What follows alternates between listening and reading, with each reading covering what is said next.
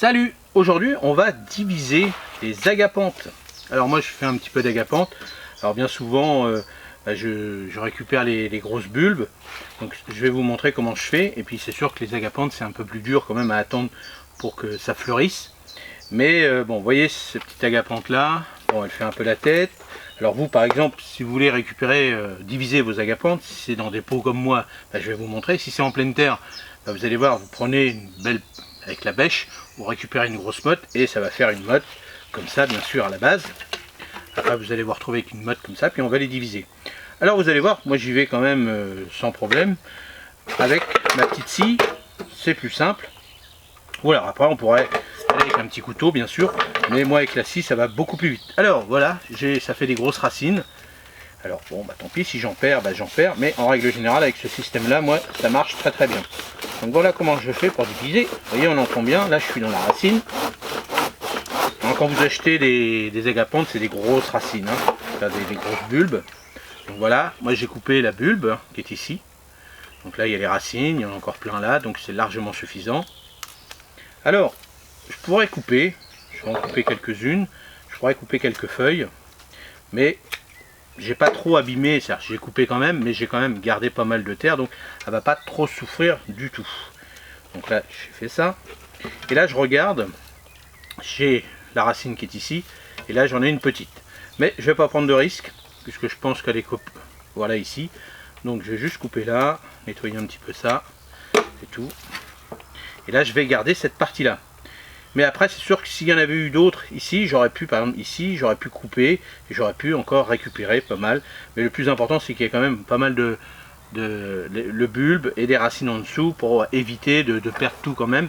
Puis d'avoir plus de chances de reprise pour cet agapanthe. Alors là ce que je vais faire maintenant, je vais mettre un bon terreau de rempotage comme d'habitude, ça c'est important. Donc je vais faire ça, je vais en mettre à peu près là. Je vais regarder, c'est la même hauteur. Donc là, hop, là je suis bien. Et je vais placer ma division au milieu. Comme ça je suis tranquille. Là je vais faire ça. Et là tout de suite, je vais rempoter tout autour. Tac, je vais mettre là.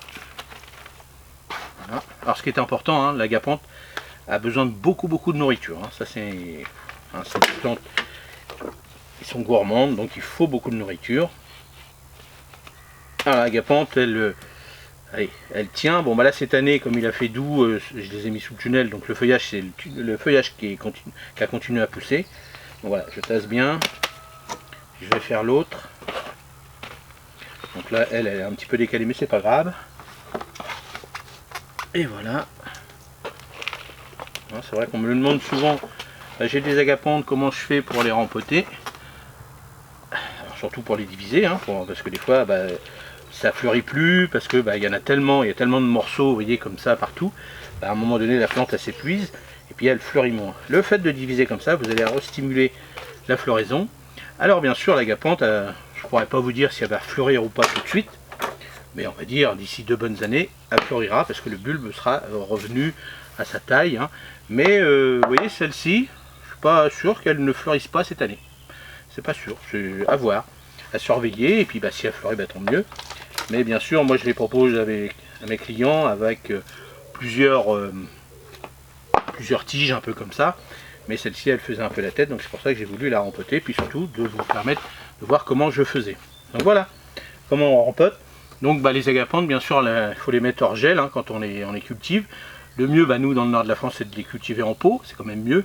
Puis l'agapanthe, celle-ci, elle n'est pas très haute, elle fait 70 cm. Il existe des agapanthes qui sont beaucoup plus hautes, qui font 1 m, 1 m 20 à peu près. Moi, je préfère celle-ci parce qu'elle n'est pas très haute.